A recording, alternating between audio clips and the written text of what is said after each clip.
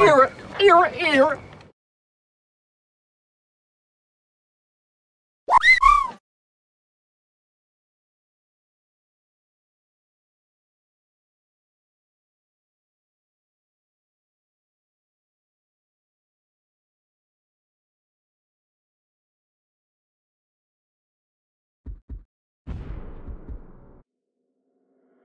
Rangers, our life here is one of sacrifice.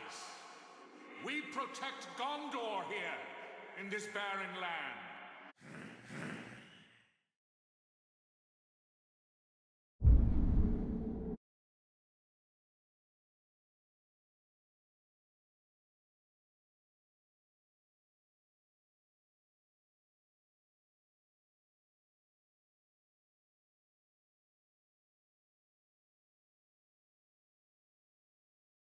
Okay, this video is awesome. In it, I'm going to show you how you can see directly electrons. But not only that, but you remember the liquid metal terminator, the metal that had a life of its own.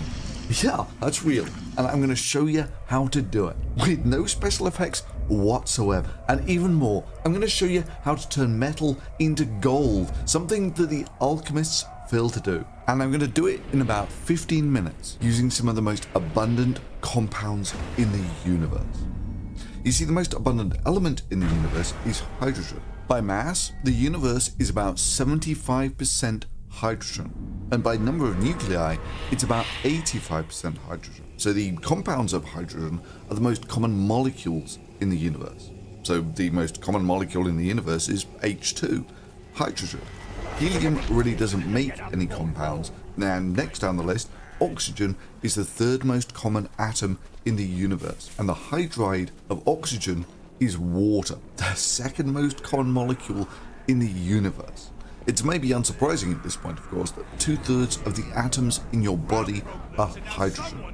Carbon's the next most common element in the universe, and the hydride of this is methane, which crops up again and again all over the solar system.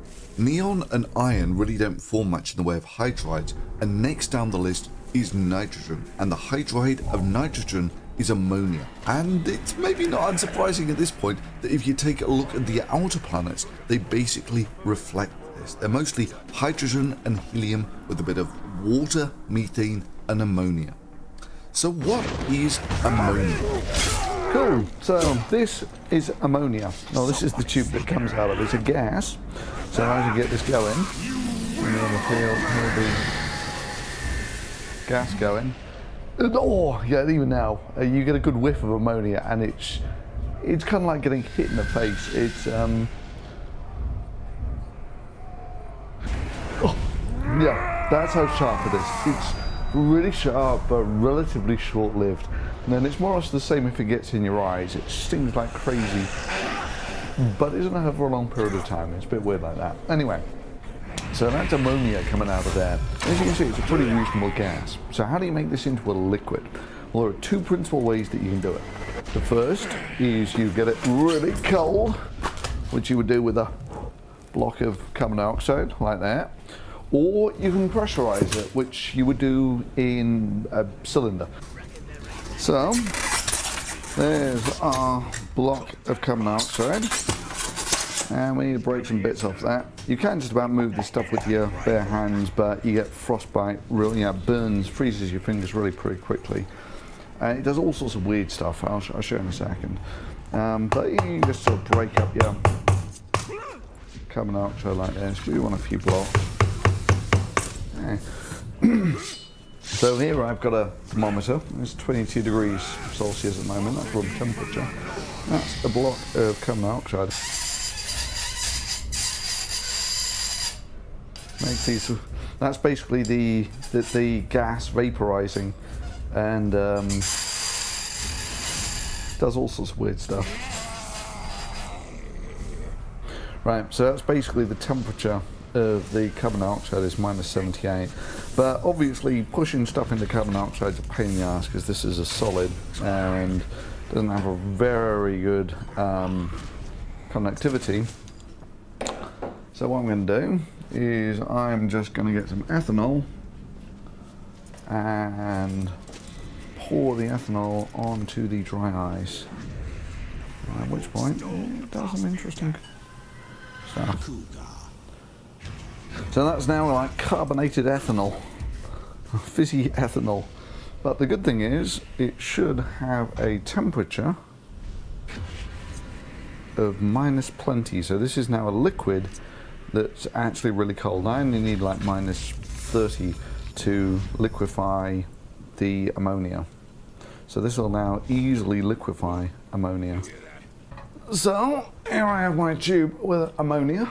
If I actually just blow my ammonia into this pot here, absolutely diddly what happens until I sort of stick it into the liquid, the ethanol dry ice bath, at which point you should find you start to get stuff condensing in there. It does actually condense really quite quickly. And yeah, that's basically liquid ammonia. There are various ways I can demonstrate that this is actually liquid ammonia. Maybe the simplest is I'll just pour it into another little ampule. It's just how quickly it boils off, you see. But this is actually still quite cold. Cool, so that's liquid ammonia. Now if you get sodium and add it to water, the second most common molecule in the universe, you get a pretty decent explosion.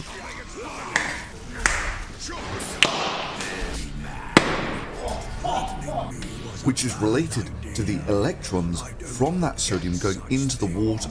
This was explored at some length on this channel and actually resulted in a publication in a very prestigious science journal.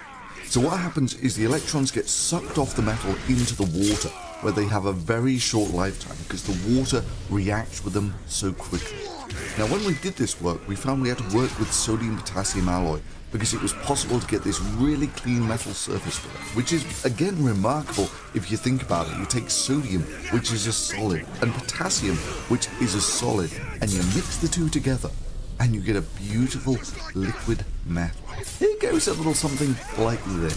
So what I've got here is some potassium and some sodium. They've both got about the same density, and so the ratio of the volumes basically gives me the ratio in which I'm mixing them in, which is approximately 4 parts potassium to 1 part sodium. And this is always oil and stuff on here.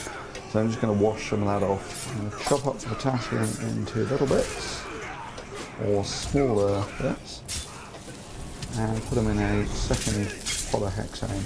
So the sodium I'm going to chop up smaller because sodium is actually much harder to, as a metal. You see it's easy enough to cut, it's sort of like hard butter. Good, that's all our sodium and potassium in there. Now comes the interesting bit, is when you actually squish these two together. Now I get on the microscope here. There you go, you see? Liquid. You push two solids together and you get liquid metal, no less.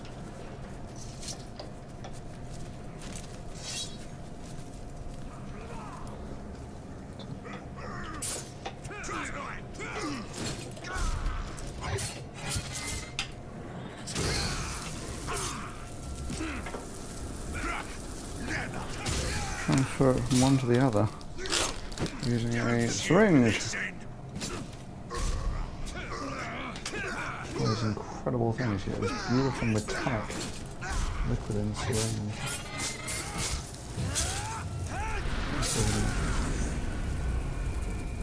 Actually metallic sodium potassium alloy in the syringe there.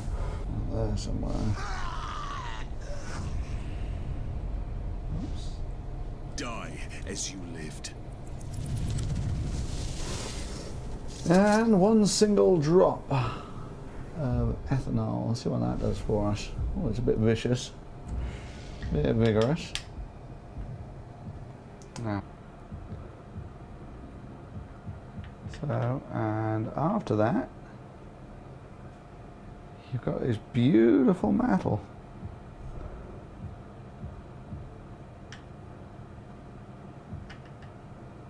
You can hardly tell it's metal at all, it's that shiny. Cool, right. So when sodium potassium alloy reacts with water, you get a pretty decent explosion. Cool, so that's the reaction with water, the second most common molecule in the universe.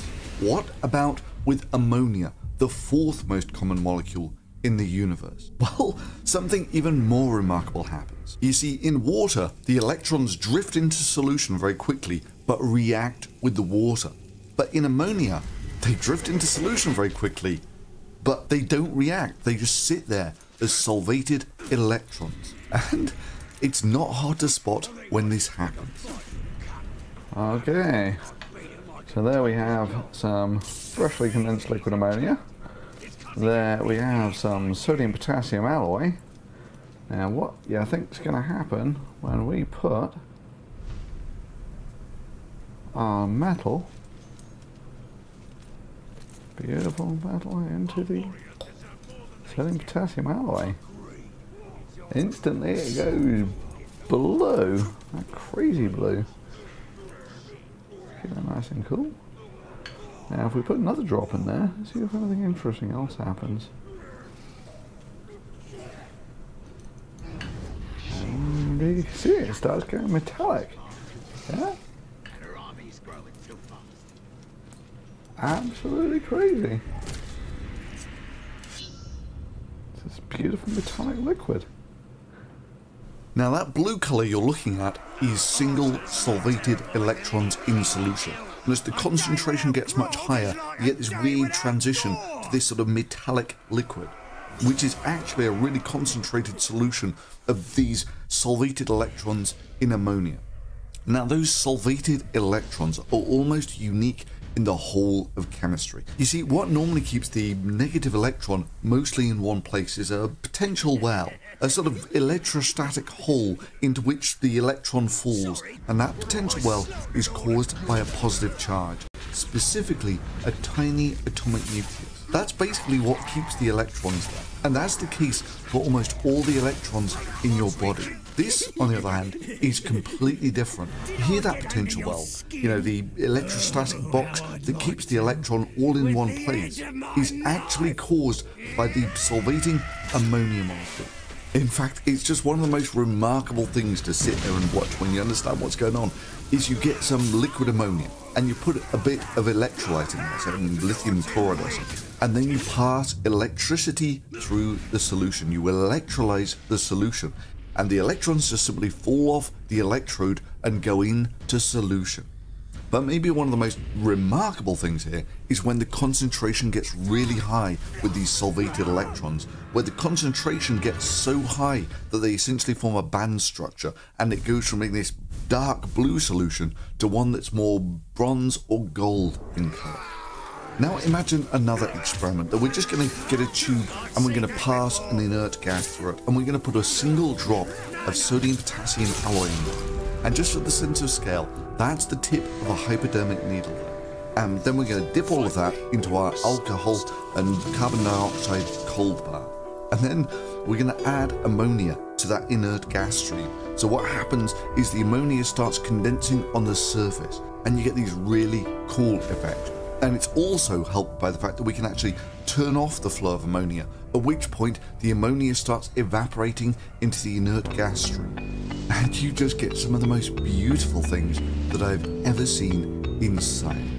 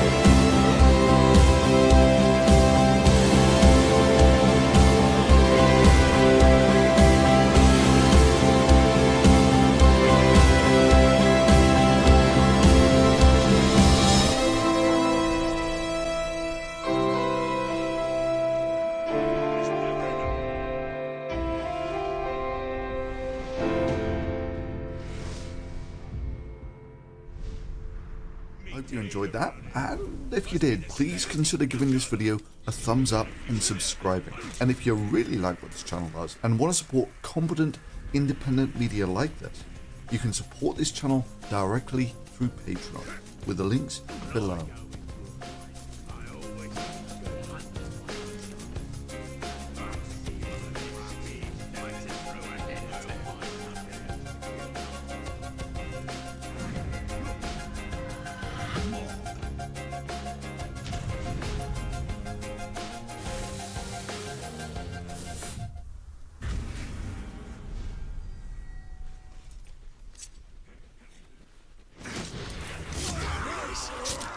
The independent, breatharian couple claimed they lived a food-free lifestyle and haven't felt hungry. Okay.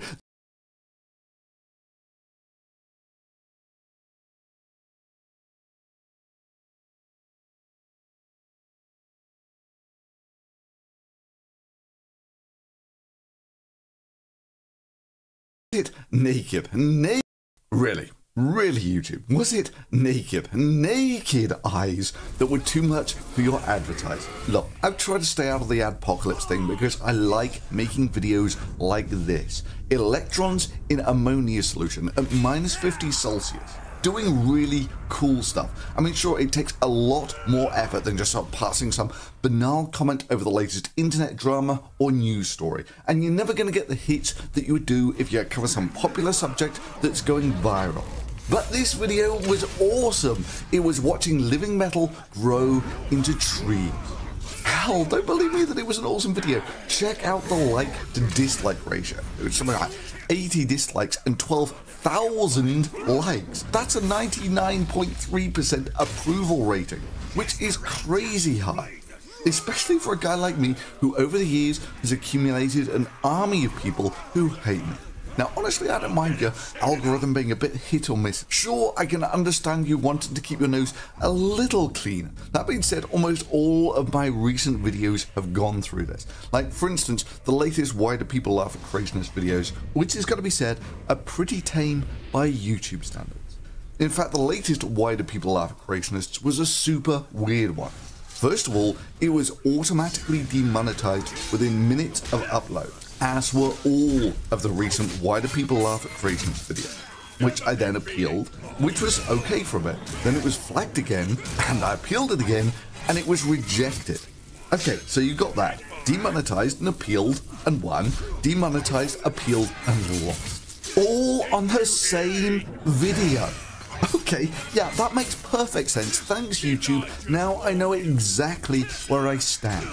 And I know I'm not alone here. This problem affects almost every content creator on YouTube, with the possible exception of the people like Vivo, who seem to be able to put whatever naked women they want on YouTube.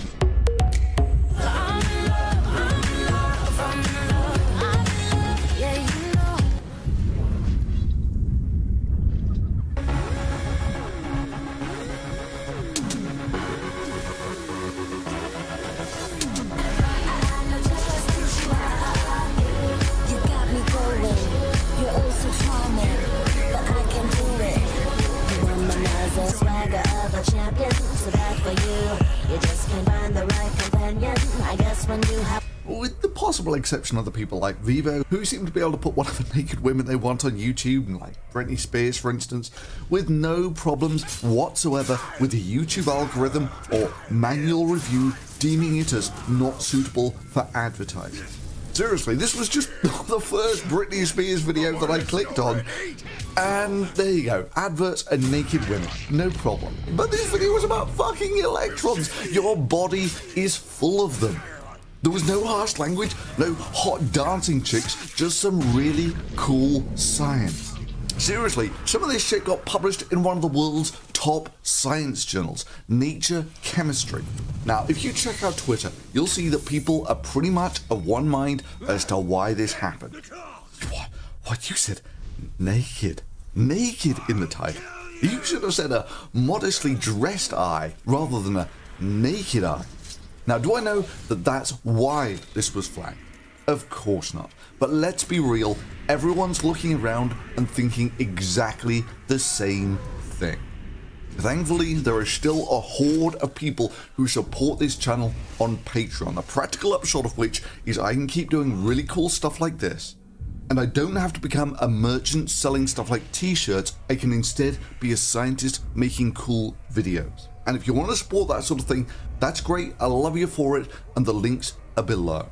But yeah, let's be clear, YouTube, I'd rather not do this, but you're really, really not making life easy here. Look, I like you, YouTube, I really do. You made it possible for me to do what I do, but please, just a little consistency. Do I really have to appeal almost every video I put up, while Vivo get to run whatever soft porn they want? I do, I like you, but it's really hard to feel that there isn't an outrageous double standard here. Hell, I didn't mind you demonetizing all the stuff critical of Brexit or Lauren Southern or Anita Sarkeesian. You could claim those were politics and you didn't want political opinions monetized, apart from all the people who do. But whatever, I didn't mind. I didn't mind you demonetizing my haters hating on me. You know, because these things will be obsolete in a year or two. But this was a video about fucking electrons, doing really cool stuff that will be as awesome in 10 years time as it was today. So why should I care if it's monetized or not? Well, call me a good old-fashioned cynic, but I believe that YouTube is a company interested in profits. And if I was a gambling man, I would say YouTube will promote videos using their algorithm which make them money over videos that don't make them money. So yeah, not monetizing stuff doesn't necessarily mean that it won't be successful, but it does mean that it's like trying to swim with rocks tied to your feet. And yeah, I put lots of effort into this video. It's really cool. I want lots of people to see it. And seeing as there's not a snowball's chance in hell of this video ever getting monetized, I'm going to leave you with the compilation of my haters, because it's funny. And now I'm off to the lab to do some more videos about electrons doing really cool stuff, which I figure I'm going to put up in a day or two with a title of Hot Sexy Electrons Get Excited and Relieve Their Electrostatic Tension Everywhere. And we'll see what happens with the YouTube algorithm. I think that ThunderfOOt, you are pathetic, you are megalomaniacal, you are self-absorbed, you think your shit doesn't stink, and you know what?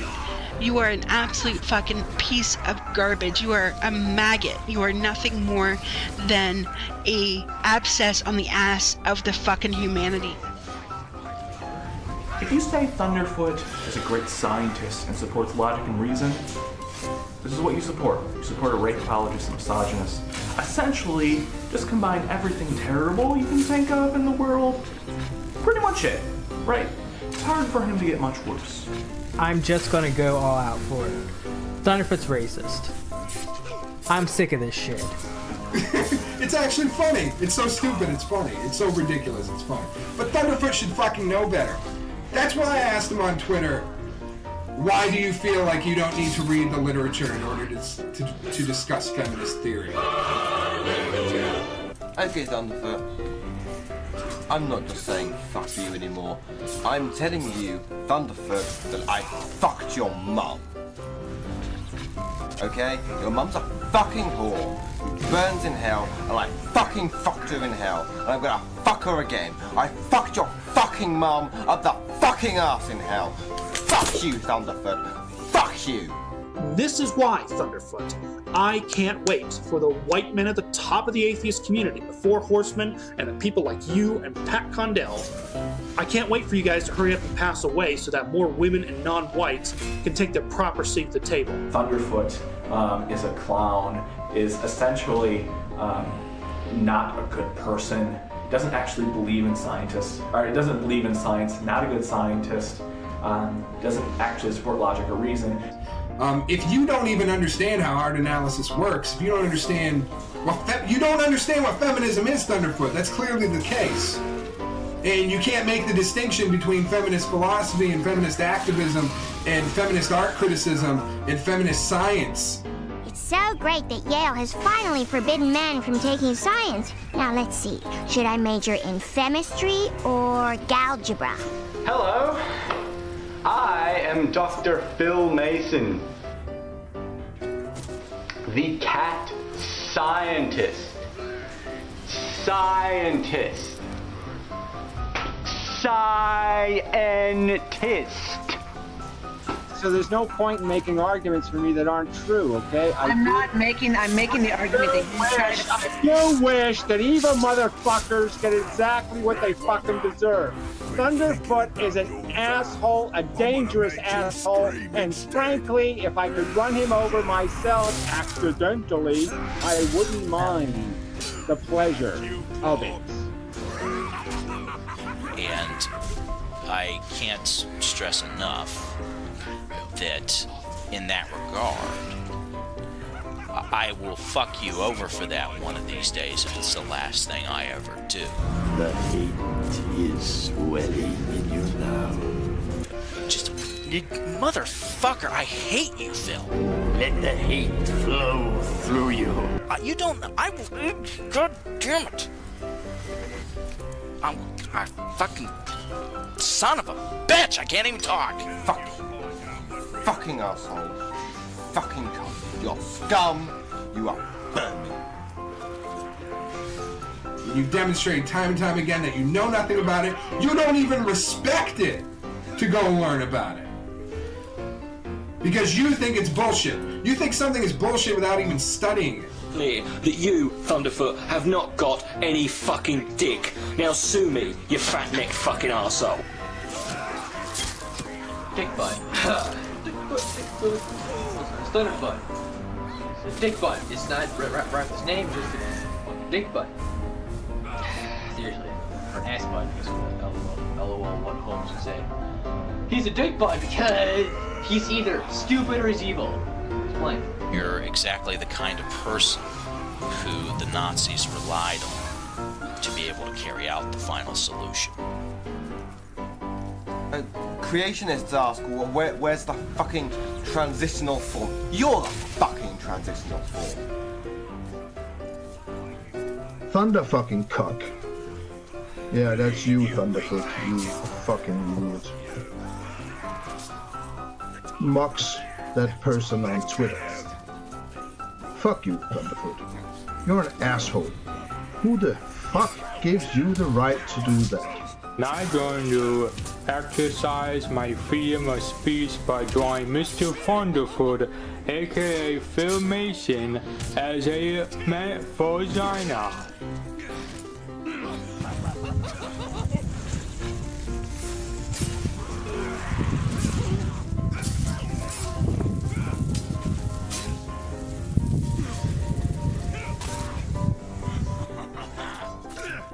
You're just a... I don't even have words for what I think you are. You're just a bigoted, misogynistic piece of garbage. Go fuck yourself, Thunderfoot. Seriously. You and all the other males. Even to imagine that scum like you existed to propagate humanity is still an insult to human beings. I don't give a fuck who you are, Phil. I will knock your dick in the dirt if I have to. And like I said, one of these days, I am going to find a way to fuck you over for what you did, one way or the other. If it's the last fucking thing I do, okay? And that might violate some of my ethics, but at that point, I'm really not going to care. Thunderfoot, I am now thoroughly convinced that if it wasn't for your PhD, the only job society would entrust you with is to be used as a doorstop. And the reason I can say that you must be a sociopath is because you lack empathy. Right, this is your face. You're fucking scum. Because you are so unintelligent, or just outright shitty of a person. I created this video called 92Z, Thunderfoot Smiles, ... It's exactly what you are, Phil Mason. You are a worthless, spineless coward who I wish would just fucking go away. Got it? But I'd fucking kill you. If I saw you on the fucking high street tomorrow, I'd fucking kill you. Wouldn't even fucking think about it. Fuck you, Thunderfoot. Fuck you! I also wonder what the Muslim Student Association on that campus would believe about a faculty member endorsing these sort of bigoted opinions, which is why I sent every single one of them your videos, your statements, with your name attached. All right, I do hate these assholes, and I hate the evil they do. Period. I don't have any empathy or concern for their welfare whatsoever. They're So fucking don't care if they end up in the hospital. I don't care where. I hope he ends up with a telephone pole rammed right the fuck up his ass, because that's what he deserves. He deserves to be raped for eternity. To recognize that harassment is, as someone had mentioned, it's not just what is legal and illegal, right? Harassment is threats of violence, but it's also the day-to-day grind of you're a liar, you suck. Where I hope he ends up with a telephone pole rammed right the fuck up his ass, because that's what he deserves. He deserves to be raped for eternity.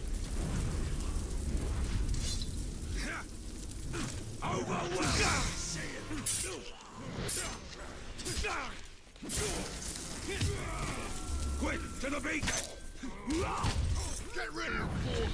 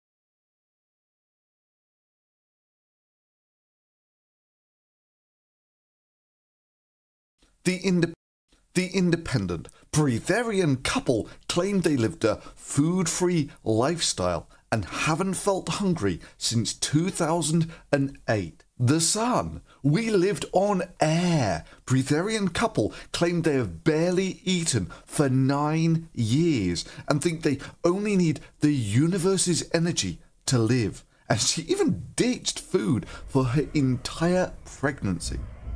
Holy crap.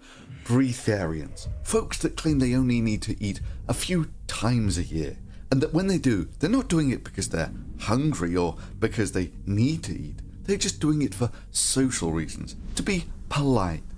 In those moments, if I choose to drink something or eat something, it's not ever because I feel hungry. I don't remember what that sensation feels like. So loads of people sent me this on Twitter. Folks that claim that they don't even remember what hunger is like anymore. They just don't feel the need to eat, even during their pregnancy. Almost, I think maybe 4 times in my pregnancy with him, I ate something. And this was like in social settings. Hell, you even get people who claim that they've been blessed by the gods, such that they didn't have to eat for decades.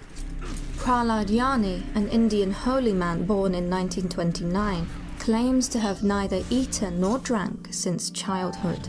Yani described how 3 goddesses appeared to him and told him that he, quote, need not be concerned about food ever again.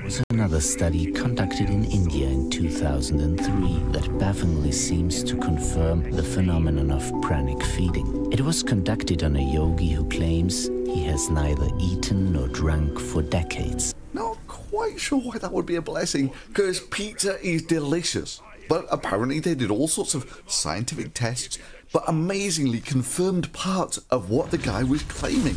I mean, all possible things that could be done non-invasively in this hi-fi corporate hospital with the help of so much. Most of us are trained abroad also, and we were just scratching our head as to this, the greatest surprise that we saw in our lifetime so far. Yeah, right. Look, this is one of the dumbest and simplest to debunk pieces of bullshit ever. And I'm not talking about in hours by some great supervised test, but in minutes, hell, maybe even in seconds. By just saying, here, breathe in to this. But look, this isn't just some odd isolated nut. There are all sorts of breatharians out there who claim that they only need water to live on. Because there's been so much interest lately, is how do I become a breatharian? What do I do? Well, this is probably one of going to be your greatest assets or saviors, is when you're hungry and you don't want to be eating, but you know that you got bacteria, parasites, yeast, molds, flukes, and perhaps even tapeworms. We didn't have 1 drop of water for 8 days complete, and then we started drop by drop adding water, and then we never ate again. Would you like to be free from the daily dependency on food? Can you imagine being in a world where you're not really hungry and you're not really thirsty, and most of the energy comes from breathing or from energetic nourishment? Okay, can you hear me out there? Yes. So what did I do? Well, 3 months ago I ran, or I can't remember, 2 months ago, I can't remember how long it was.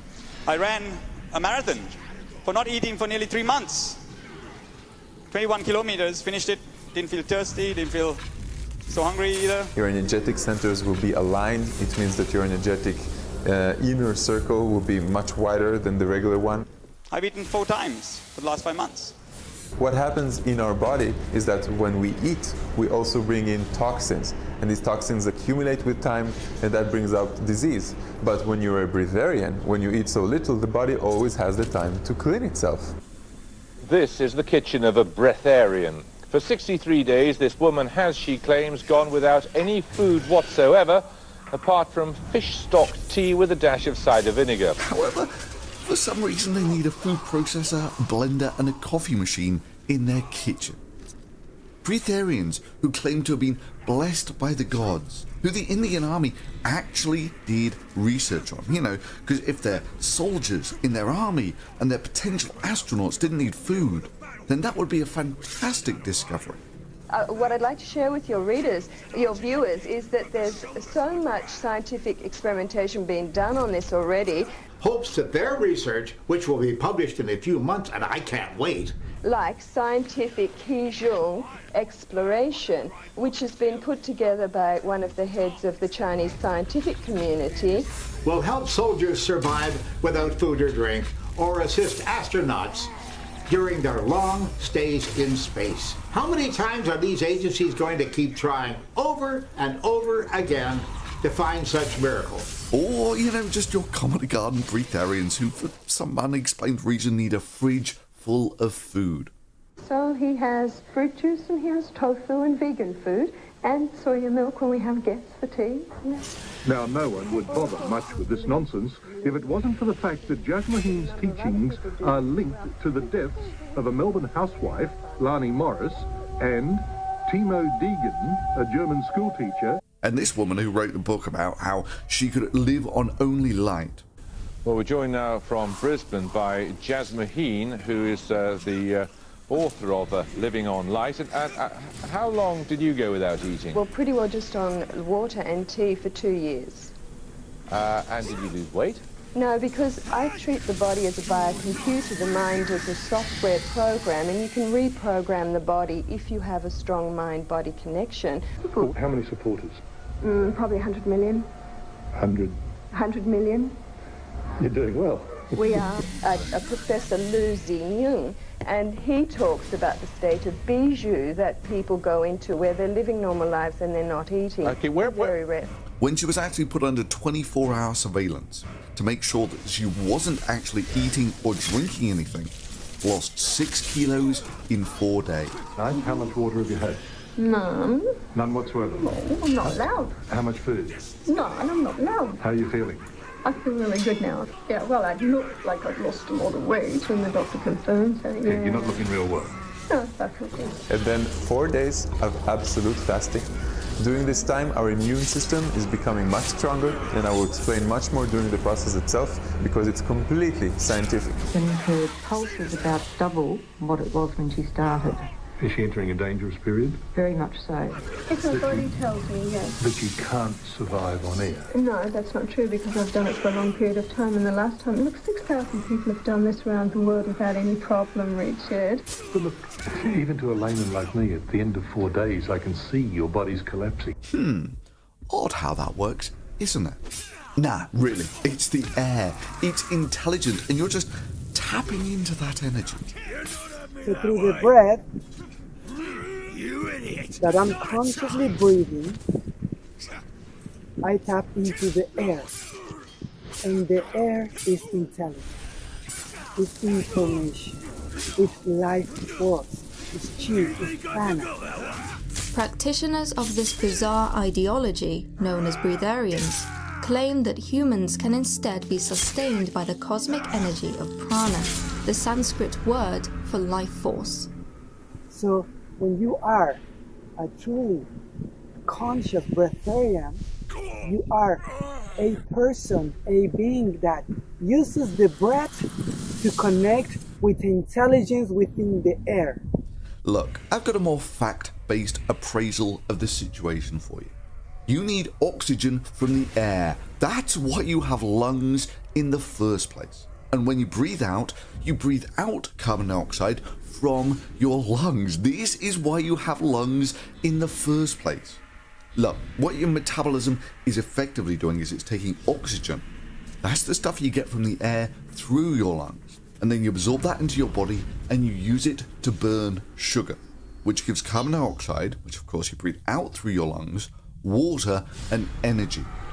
Your body is essentially doing the opposite of photosynthesis, and it's using that energy to allow your body to move, for your heart to pump blood, for the electrochemistry of your brain to think, and so forth. And you're not exactly unique in this either. Basically every other organism on Earth that consumes oxygen does the same. Now, let me guess, they've just acquired eating food as a habit too. Now here's Mr. Wiley Brooks, who stopped eating 17 years ago, claiming that all the elements we need to survive are in the air and an occasional glass of fruit juice. This is called breatharianism. As it becomes a habit, in other words, eating is an acquired habit, just like drinking alcohol or smoking cigarettes. And you know how much oxygen you actually need per day? It's about a kilo, about 2 pounds, the same weight as a 1 litre bottle of soda, which you use to burn about a kilo of food, which is essentially sugar. You know, carbohydrates, that sort of thing. And then you breathe out about 1.4 kilos of carbon dioxide per day, and you produce about half a litre of water. This is why when NASA decided they were going to send men to the moon, you know, where they would be on their own for about a week or so, they had to put enough oxygen in the capsule for them to survive, and carbon dioxide scrubbers, because without them, the carbon dioxide would have simply built up in a confined system and would kill you. Because if you're going to survive in an oversized Coke can for about a week, you need to know how much oxygen to take with you. Yeah, running out of oxygen when you're about 500,000 kilometers, 250,000 miles or so, away from the nearest oxygen source would be bad. So yeah, you go through the sums and it turns out you breathe out about 1 gram of carbon dioxide per minute. It's actually quite a lot of mass. It's about the mass of 3 aspirin tablets of carbon dioxide per minute. Okay, so here I have 3 aspirin tablets. Put it all together. Just about a gram. So that's how much carbon dioxide, how much mass of carbon dioxide you breathe out in just 1 minute. And the bare minimum is the carbon in that carbon dioxide molecule came from your body. Sorry, if you're breathing out carbon dioxide, your body is literally burning away with every single breath you take. And oddly, the nutritionalists and other scientists they had doing tests on these people who claimed that they didn't have to eat curiously missed this one. To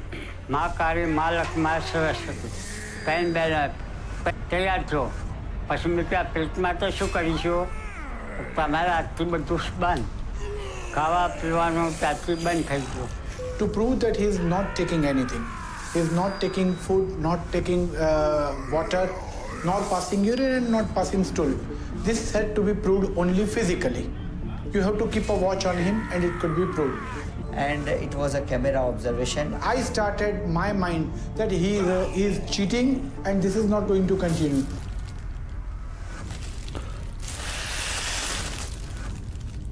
From day 1 only, I took all possible measures to see that he is not left alone for a moment. Sorry, if you're breathing out carbon dioxide, this party's over.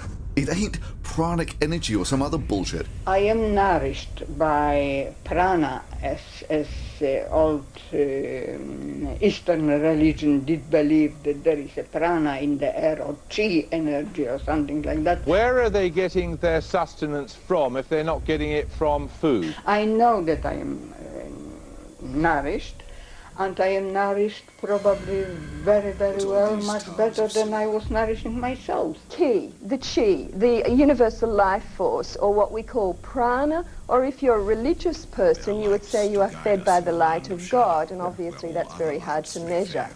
You're metabolizing sugar using oxygen, which your lungs got from the air, to make carbon dioxide and water, just like the rest of it. Hell, this isn't even remotely controversial. Look, if I breathe into a bag and I put a carbon dioxide meter in there. Okay, so what you've got here is a carbon dioxide meter and an oxygen meter. These are actually for sort of school demos, this sort of stuff. But it turns out you actually use, these sorts of things are very commonly used for automotive, you know, for diagnosing engines, because the oxygen content that comes in and out of your engine is exactly the same as the stuff you breathe, and the carbon dioxide you breathe out is exactly the same as the stuff that comes out of a car engine. So anyway, you see that the oxygen's cruising at about 21%, and the carbon dioxide's still a bit high because it's breathed on the meter. So, but this will usually about 300-400 parts per million, which is 0.03% or something. So here I have a bag of my exhaled breath. So first of all, I'm going to start this running. And then I'm going to stick my carbon dioxide meter in first. And then my oxygen meter in second. So there you should have both of the meters in my exhale breath. And what you'll find is the oxygen meter responds much more quicker than the carbon dioxide meter. It's pretty slow responding carbon dioxide meter, this one. But you see that the oxygens immediately drop down from about 21% to about 15%. So when I breathe in about 20% oxygen, and when I breathe out, it's only about 15% oxygen. And it'll take a little while for the carbon dioxide to sort itself out. Okay, so there you go. The oxygen's down about 5%, and the carbon dioxides are up about 5% from what I breathed in. So that's just how quickly you can debunk all this breatharian crap. It's just saying, breathe into this bag. You know, let me just measure your oxygen and your carbon dioxide. Yeah, that carbon dioxide that I'm breathing out there used to be part of my body, either as fat or proteins or sugar or something, whatever. The carbon in that carbon dioxide came from my body, and now that I breathed it out, of course, my body is lighter. There you see, you don't have to watch someone starve themselves for about a week. All you have to do is say, breathe into this bag. Well, I've got to admit, I too would have taken a certain satisfaction in watching one of these breatharians actually eat and drink nothing for a week or so. Especially seeing some of the folks that preached this to and have taken it seriously ended up dead. I don't mean to belittle your beliefs, and I'm sure they're sincerely held, but there is a woman who is dead in Scotland as a consequence of following your principles. Well, we don't need to leave it, because we know that the diary that she left behind that was found with her body makes extensive references to your book and your ideas. She starved herself to death. So, further, the air that you breathe out doesn't just contain carbon dioxide, but it's also got quite a lot of humidity, and it's quite warm. The bottom line is, the air that you breathe out is about 5% water too, but that's done by volume, and seeing as carbon dioxide vapor is almost twice as dense as water vapor, turns out that there's almost twice as much carbon dioxide there as there is water. So let's say you breathe a fairly normal 8 litres of air per minute. That's about 500 litres per hour. That means that the entire weight going through your lungs every hour is about half a kilogram. Now of that, you absorb about 35 grams of oxygen. And just so we keep this all in perspective, a chocolate bar weighs about 50 grams. So in an hour, you absorb almost a chocolate bar's weight worth of oxygen from the air. But you excrete about 50 grams of carbon dioxide and a further 20 grams of water. But as some of you might quite rightly point out, that's not actual weight loss. That's not weight that I'm completely losing, because a lot of the oxygen, both in the carbon dioxide that I breathe out and the water that I breathe out, also came from the air that I breathed in. So long story short, turns out that just about half of that mass is actual weight loss per hour. And my body is burning away. So a few years ago, I actually did this really neat demo just to show how much energy your body releases in a day by burning about the right amount of sugar that your body burns in a day. And I did it with an oxidant, but the amount of energy released is about the same, and the amount of gas released is about the same as the amount of gas that your body releases in a day.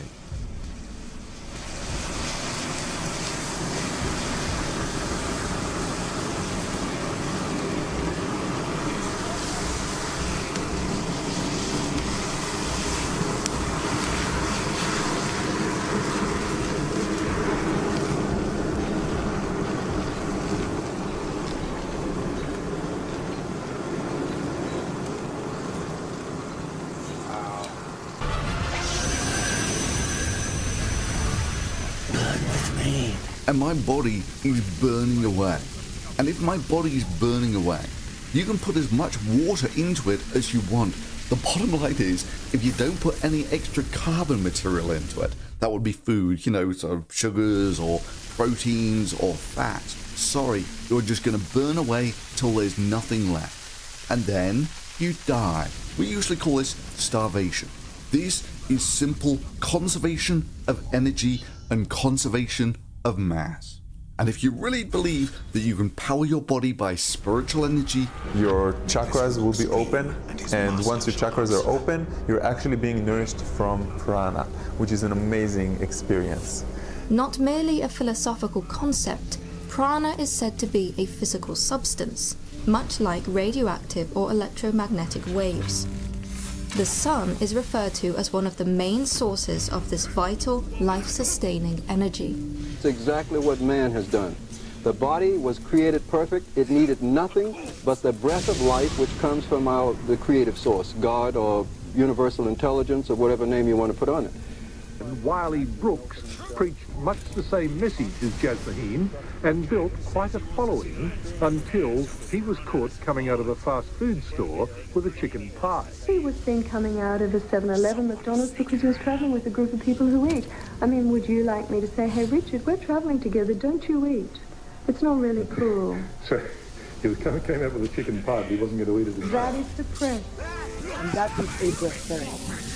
As we tap in this intelligence, we tap in the intelligence of the energy of creation, the energy that creates everything and everything, every galaxy, every constellation. Fine. Let's see you run a power plant of that spiritual energy.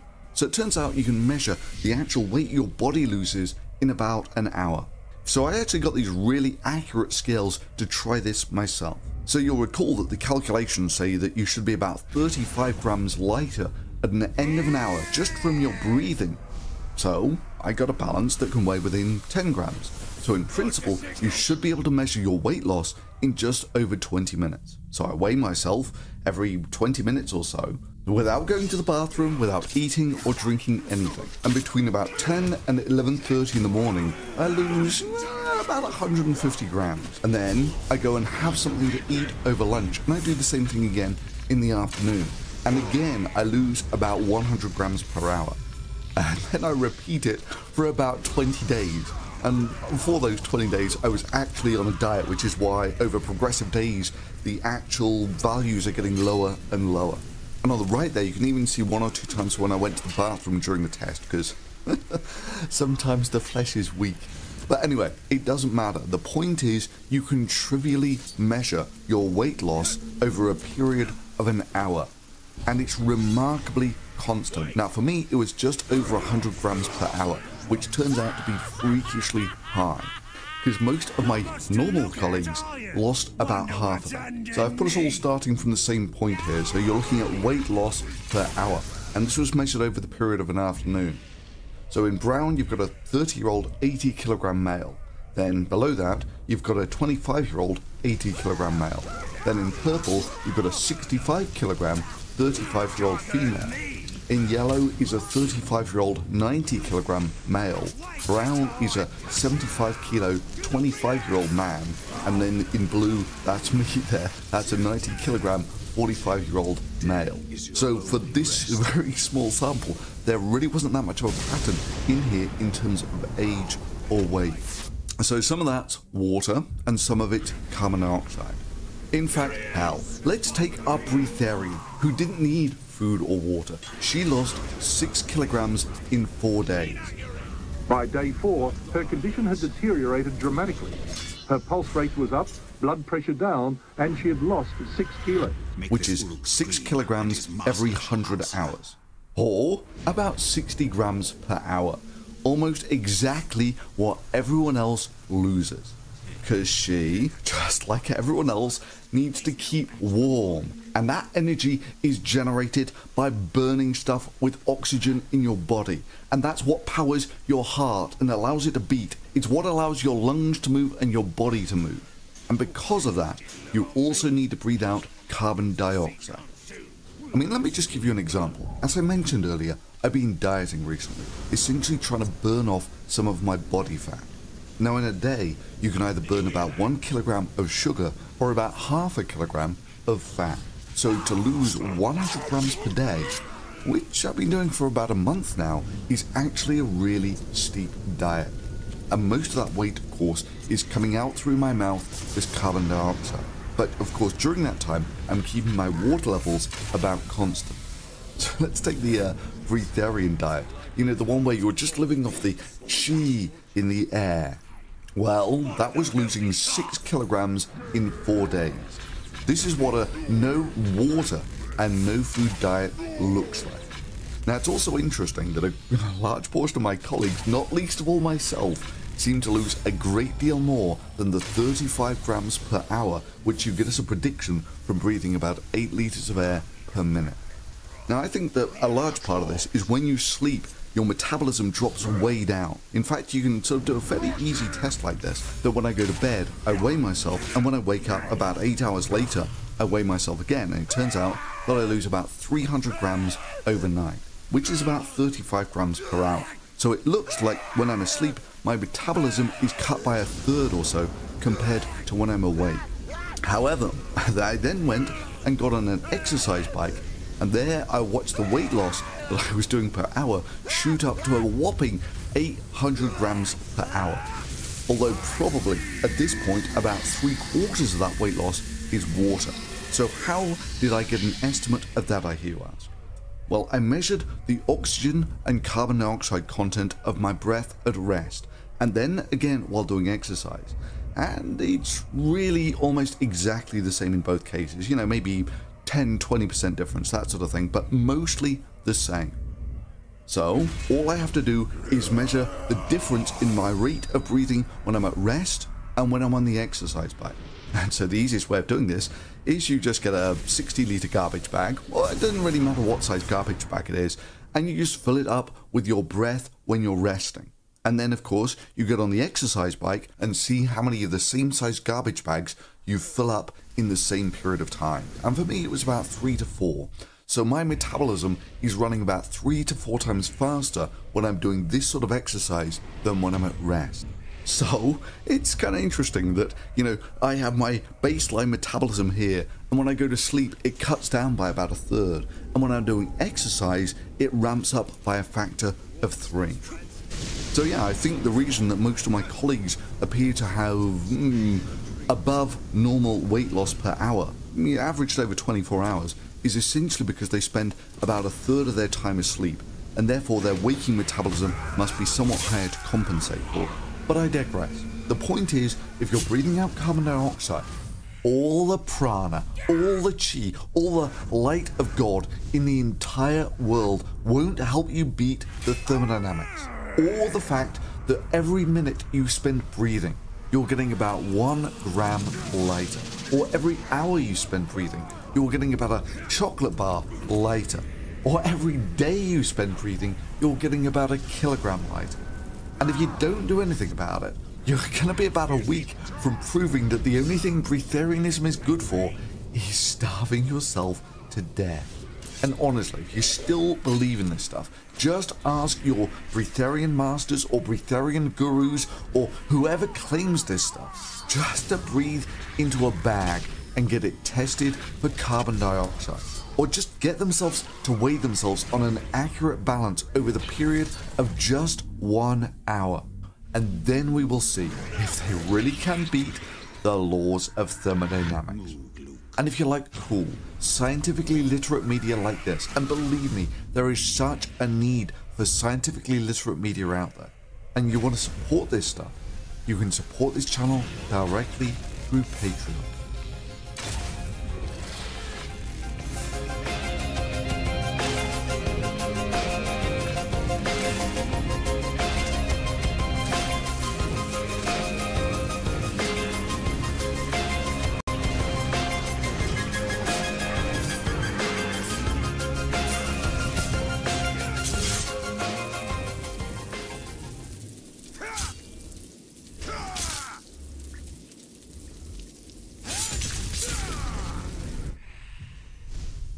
So, remember Fontus, the self-filling water bottle?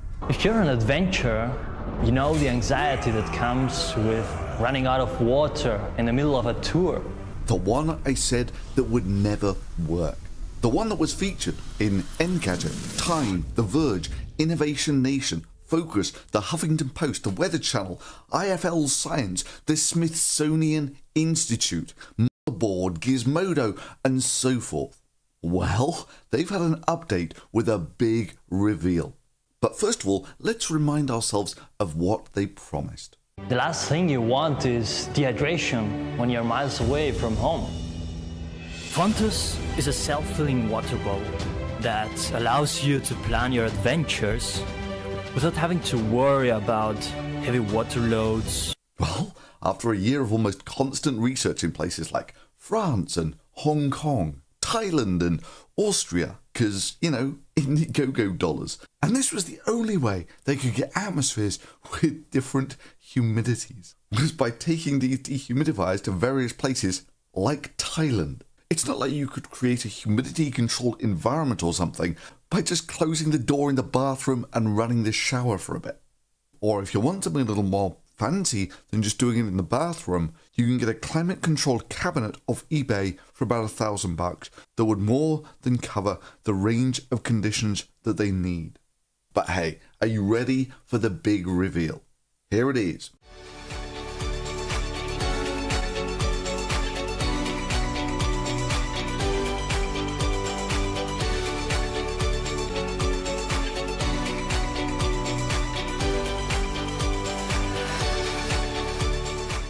Now sure, it's not quite like the original in that everything was going to be in this tiny little bit on top of the bottle, and now it's about half the size of the bottle. Sure, the original claimed that it could get 1 litre of water in about 2 hours, and now it's reduced to about 1 litre in 8 hours. And that's not running off solar power, you know, like in the original ad. That's running off the mains power at 200 watts. For me, it's like magic, because out of thin air and sun, we are bringing this bottle to fill itself with drinkable water.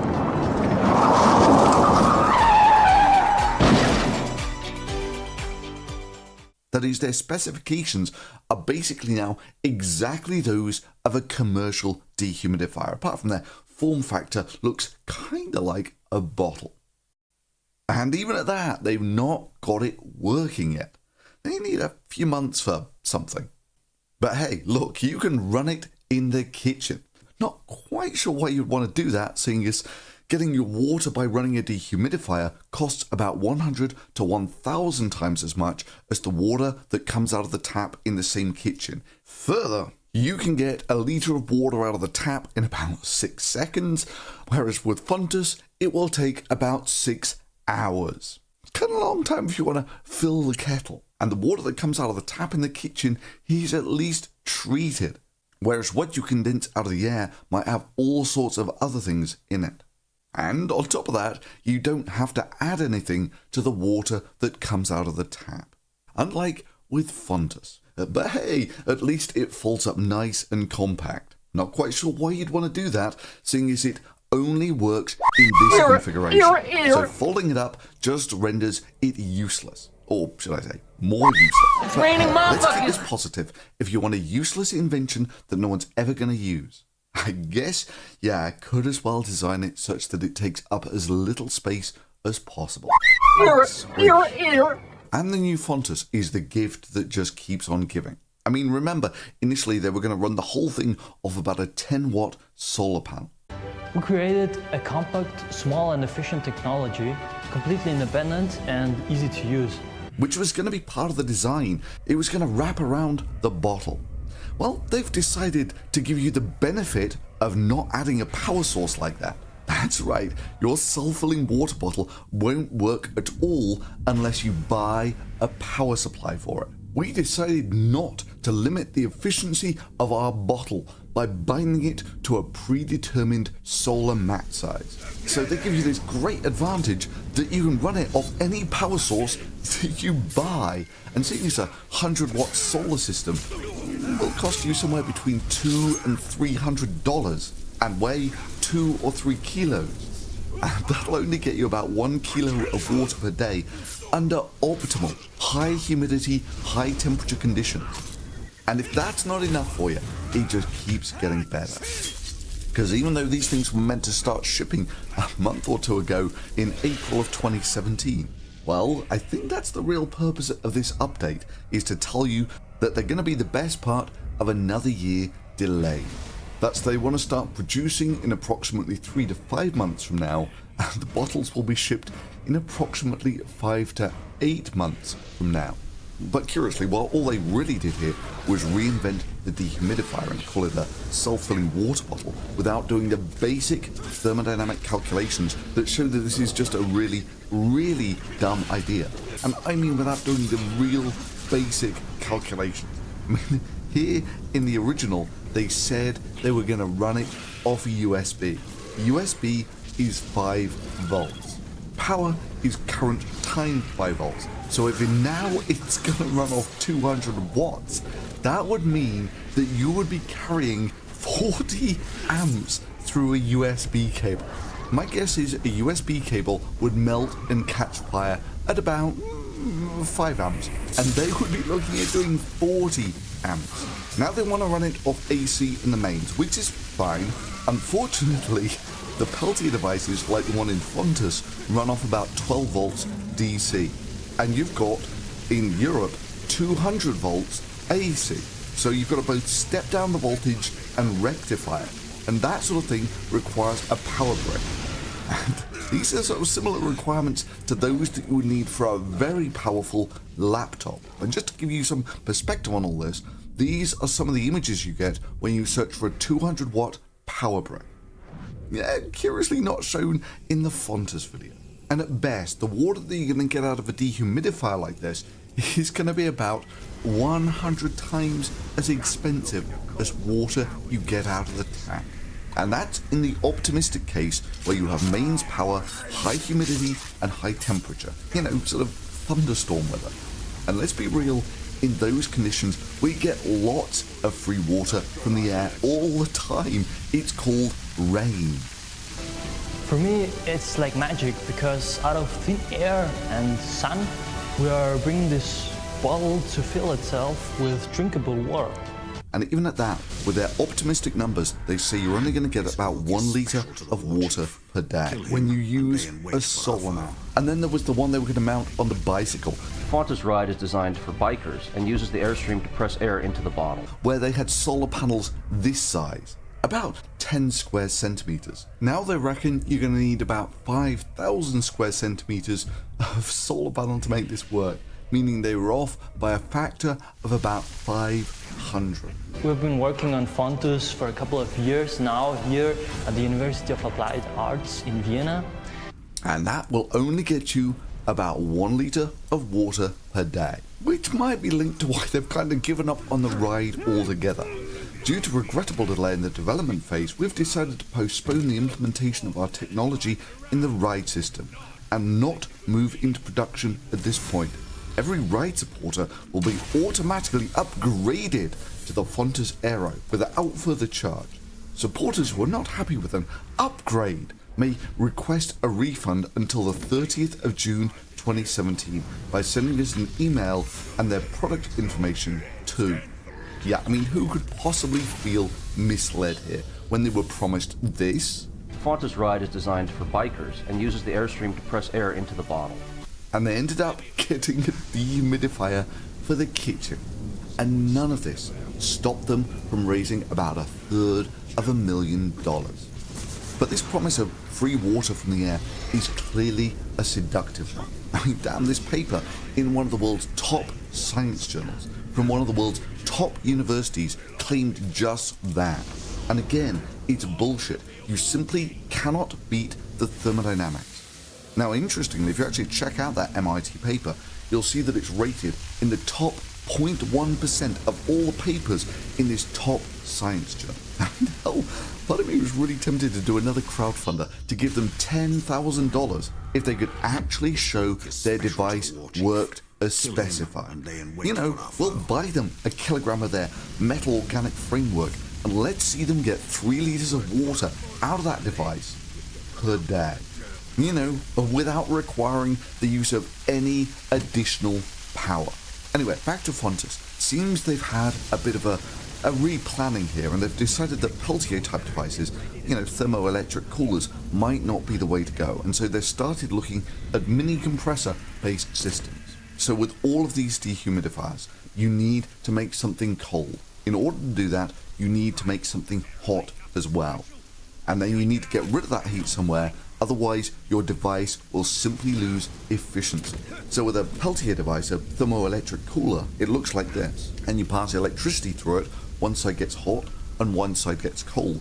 And that's why you need a couple of big heat sinks on there. The bigger one to get rid of the heat and the smaller one to get rid of the cold. And that's the guts of a thermoelectric dehumidifier. This is basically all Fontus ever was. Which of course means that the top of the bottle is going to be a giant metal heatsink right on top of the bottle, making it massively top heavy. But hey, I guess at least it folds up nice. So how would a mini compressor system work? Well, first of all, let's remind ourselves of what a mini compressor might look like. This is a little €9.99 air compressor.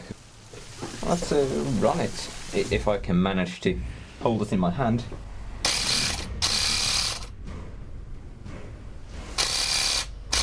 Ah yes, a beautiful core for a self-filling water bottle.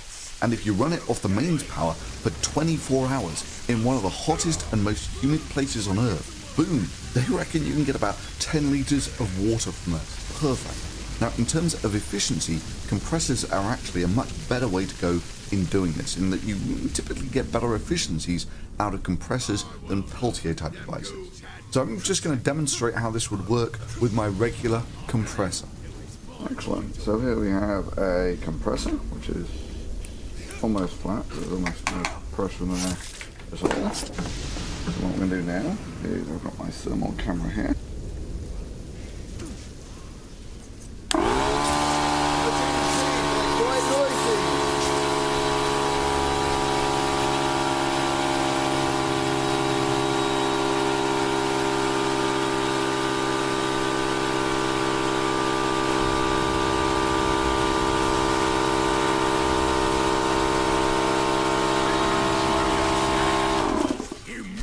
Okay, will do. So that's actually, as you can see, heated up the cylinder here really quite a lot, as if that's almost warm to the touch. So this is basically what your refrigerator does, is it compresses air, or actually refrigerant, it doesn't really matter, only gas would do it, and it gets nice and warm. And then you wait, usually this is covered in radiator fins, so you've got to radiate this heat out into the environment. And once that is done, you can then decompress the gas and essentially reverse the process. Apart from, when you compress it, it gets hot, but you've radiated some of that heat away, so when you decompress it, it actually gets cold. So when I decompress it, you'll see that it actually gets cold here. I'm going to give it a minute or two to actually cool down here first. Okay, so here we're a few minutes later. So now what I'm going to do is I'm going to let some of the air out and we'll see what happens.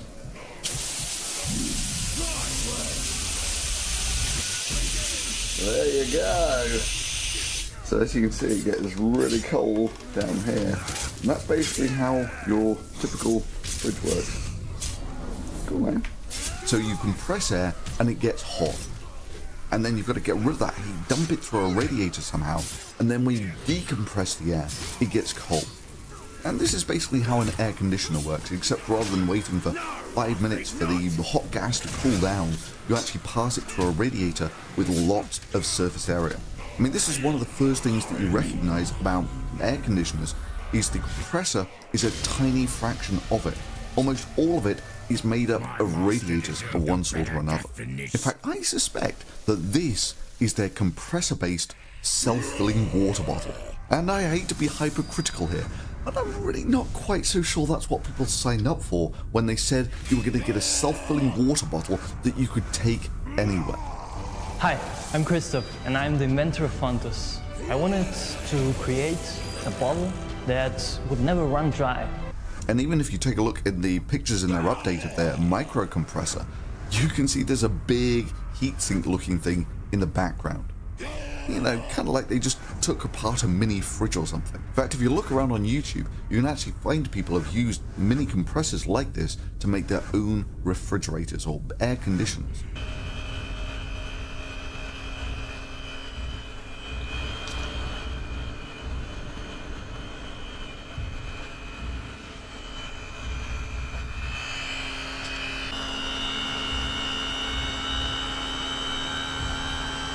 I'm not sure how Fontus intends to get all of that on a self-filling water bottle, but I think it's going to be kind of fun finding out. The more so, seeing as the only picture that they have of a micro-compressor actually in their Fontus-type design makes it look like they've got no radiator fins whatsoever.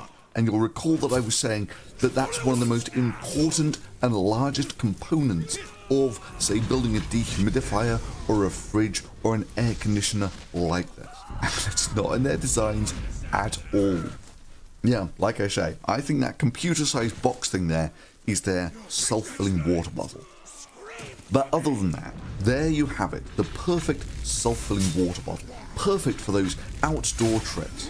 Sure, it weighs more than an actual bottle of water, what with all the heat sinks and solar panels. And sure, if it's the only source of water you have, you'll only get about 1/3 of your daily requirements, assuming that it's really hot, really humid, and for some reason, really sunny for the whole day. And assuming that you do nothing but sit around and wait for the self-filling water bottle to fill.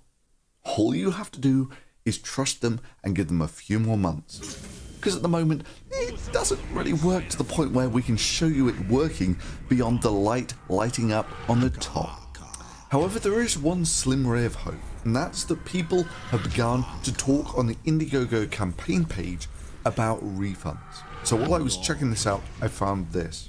The new bottle produces water at a rate of about 10 to 20 times slower than advertised. The new bottle does not come with a solar panel. We have no idea how much of the funds has been spent already and if this new product can be built with the funds available. Please, everyone, stop letting Christoph defer conversations to email. Keep conversations public and keep the team accountable. Christoph, I want a refund. To which Christoph first of all says that actually it will come with a solar panel. And then goes on to say, sure, we commented that we do not know the exact size of the solar mat yet, but that it will be a common outdoor solar mat, something between 60 and 100 watts, which as you say is recommended power if you need to travel light. Well, first of all, that's not really travelling light, in that if you take the lower estimate of the 60 watt solar mat, you're still looking at about 1.5 kilograms. It's about 3 pounds. Secondly, I'm really not so sure Christoph knows how much those solar mats actually cost. A 60 watt solar system like this will cost you somewhere between $150 and $200, or for a 100 watt one, it's about $200 to $300. Then on top of that, if you were to take a commercial dehumidifier of very comparable stats to Fontus, so we're going to have, say, a 60 watt solar mat, let's get about a 60 watt dehumidifier to go with it. And so that dehumidifier will cost about $60. And he's got to make and ship these things for $250. And that's, of course, until these folks realize when they first plug their Fontus in and say it's not sunny, and it generates nothing. Or if it's not humid or not hot and humid, it's going to generate nothing. Which means they paid $250 for a bottle that on average won't even generate enough water to make a cup of coffee per day. Honestly, if I were a Fontus backer right now, I'd be writing for that refund. And like many channels of late, I too have been hit hard by the ad boycott.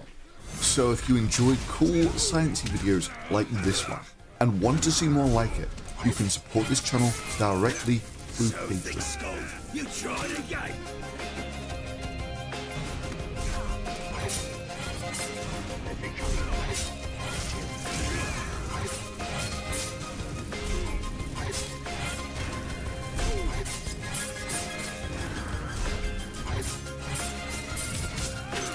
Not a chance.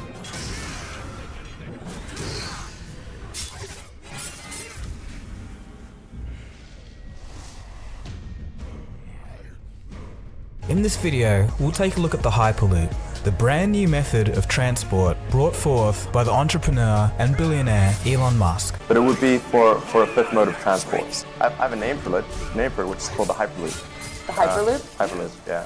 The system is proposed to travel at an average speed of 900 kilometers an hour and at a top speed of 1,220 kilometers an hour. It's very similar to an airplane on high altitudes. You have a low pressure environment inside the tube, a capsule that doesn't touch anywhere, hovers, and then because of the low pressure doesn't encounter a lot of resistance. It's also a lot faster. You can basically get from downtown LA to downtown San Francisco in 30 minutes. It's also extremely energy efficient due to solar power utilization. In fact, the Hyperloop could generate more power than it consumes as a closed system. Because you generate more power than you would consume in the system. It's also much cheaper to build. It's about 1/10 the cost of the proposed California high-speed railway system. This means that tickets could cost as little as $25. 1,000 kilometers per hour in a vacuum tube for less than the construction costs of what is currently proposed for the high-speed rail connection. It will generate more power than it uses by solar panels, and a ticket will only cost about $20. Yeah, and it's complete bullshit. Now sure, the principle is fine. It's just not viable in practice. You know, it's like the solar roadways thing. It sounds great, but in reality, it's just bullshit made up by snake oil salesmen. Or the mindlessly optimistic daydreaming of those who just don't want that bitter taste of reality. The first real challenge is simply the near impossible goal of building a 600 kilometer long vacuum chamber. I mean, even in the smaller version of the Hyperloop, which I could only just about stand up in, so it's about 2 meters in diameter, which has a cross section of about 3 meters squared, and if it's 600 kilometers long, at 600,000 meters long, that means that the volume will be about 2 million cubic meters. So let's compare that to the world's largest vacuum chamber, shall we? Which is about 1/50th of the volume. This is NASA's Space Power Facility near Cleveland, Ohio, and it is the world's biggest vacuum chamber. It's used to test spacecraft in the conditions of outer space. Yeah, that's the vacuum chamber that NASA uses to test their spacecraft in, and it's 50 times smaller than the smaller version of the Hyperloop. It's used to test spacecraft in the conditions of outer space, and it does that by pumping out the 30 tons of air in this chamber until there are about 2 grams left. Now, there's a problem with making vacuum chambers that size, and the first is they need to be quite heavy in construction. Aluminium is not the best thing, the strongest material to build a vacuum chamber out of. So they built an outer concrete skin so that this thing can take the force that's present on the outside when it's pumped out to the conditions of outer space. Because there's a lot of atmosphere pushing on the outside, about 10 tons per square meter. So to help you visualize it, here I have a square meter. So atmospheric pressure is equal to about 10 meters of water. So that's like 10 times this distance here. So if I were to put 10 meters on top of my 1 square meter, a cubic meter of water weighs about a ton. So 10 cubic meters pushing down on 1 square meter would give you a pressure of 10 tons pushing down on this square meter, because there's a lot of atmosphere pushing on the outside, about 10 tons per square meter, and there is absolutely nothing pushing on the inside because it's a vacuum. And it also has to take the vibrational force of a 15-ton capsule going through it at nearly the speed of sound. So the walls are about 2 centimeters thick, about an inch or so. Cool, so we can now do the calculations for just the steel required to make only the tube in this structure. And it turns out to be about the same mass as the steel in the World Trade Center, which, to be fair, was a ginormous building. Cool, so that would get us the steel to make the tube. Then comes the first real problem, which is expansion. Most people know that if you just have, say, bridges, you need an expansion joint in them. So let's take a look at the expansion for steel. It's about 13 parts per million per degree Celsius. So let's say the temperature range is going to be between freezing point and 40 degrees Celsius. That's basically a hot day, which means the overall length of this tube is going to vary by about 500 parts per million, that sort of thing. Which means that the overall length of the Hyperloop from the coldest day to the hottest day will vary by about 300 meters, about the length of 3 football fields. Clearly, expansion joints are necessary. Well, that would be easier if you're looking at the expansion joints on a bridge. Not so much if they're an expansion joint for a vacuum tube, because it's got to hold that vacuum almost perfectly whilst it's changing its length. So let's give them something reasonable, like a 100-meter segment of tubing. So the expansion difference between say a hot day and a cold day there would be about 50 millimeters, so a couple of inches. So you would need a joint about every 1/10 of a kilometer, such that in the 600-kilometer Hyperloop, you would need about 6,000 moving part vacuum seals, and a failure on any one of them could be disastrous for the people inside the Hyperloop. And this is of course assuming 100-meter segments of tubing. Their current segments look to be more like 10 meters or so, which would mean they would need 60,000 moving part vacuum seals on a 2-meter diameter tube. I mean, the only thing even remotely comparable in the world is the Large Hadron Collider, which is, I don't know, maybe 50 kilometers or so of tubing, albeit underground, so they're more or less a constant temperature, so they really don't have these expansion problems. And even at that, it's 1/100th of the volume of the Hyperloop, and it doesn't have a 15-ton capsule going through it. And while it does have a large number of seals to it, for the large part, they won't be moving part seals. They'll just be static seals that all you have to do is tighten up the bolts and you're done. So how do they address this in their white paper, which is the go-to documentation for the Hyperloop? A telescopic tube similar to the boxy ones used to access airplanes at airports would be needed at the end station to address the cumulative length change of the tube. Now that just blew my mind, because that really does sound like they just intend to weld all of the tubes together. That is, they haven't done even the simplest expansion calculations. Now sure, welded tubes would be great for holding the vacuum, but it does mean that your station's going to have to move by about 3 football pitches between the hottest and coldest day. This station is probably the most compact station, and it really, the entire activity actually happens almost here. This is more still of a lounge shopping area. This is where you get your magazines, yes, your coffee. But still everything happens on the go. Not to mention how you expect the support pylons to hold all of this up and account for that movement. Plus, if you're just going to weld all of these tubes together, you're going to get massive buckling problems.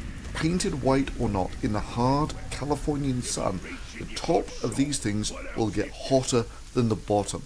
That is, the top will expand more than the bottom.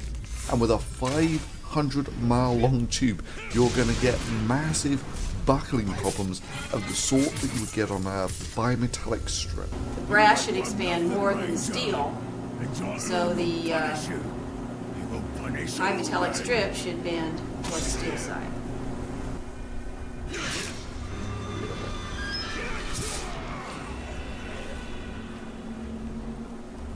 Your alternative, which probably has a better chance of working, is the 6,000 vacuum seals, although I've got to be honest, vacuum seals on a 2-meter diameter tube, speaking as someone who has decades of experience working with vacuums, I really don't rate your chances of that either.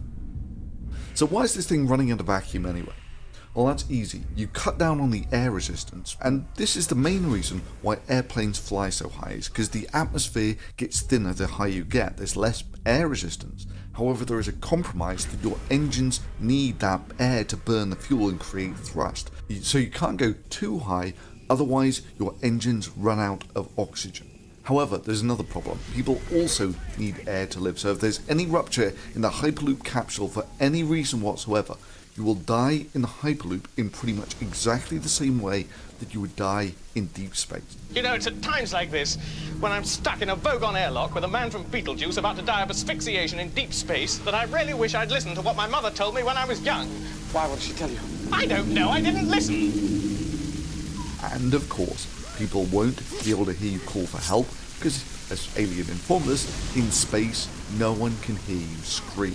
And that's essentially what the Hyperloop is doing. It's bringing all of the impracticalities of space travel down to the surface of the Earth and putting them inside a capsule travelling at about the speed of sound in a giant gun barrel.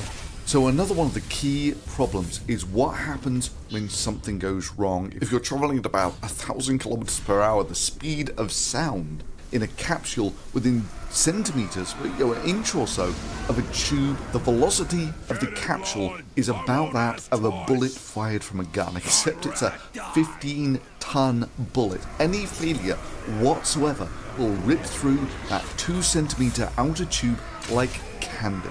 Now, sure, anyone in that capsule will die pretty much instantly in the event of a crash. But then again, a car crash at 50 miles an hour will probably do that for you.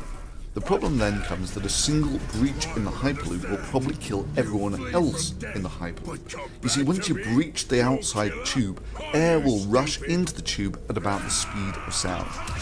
Roughly this is how it works. The speed of sound is mostly determined by how quickly air molecules can actually knock into each other, which is basically how quickly the molecules are going. When they're moving into a vacuum, of course, there's nothing to stop them.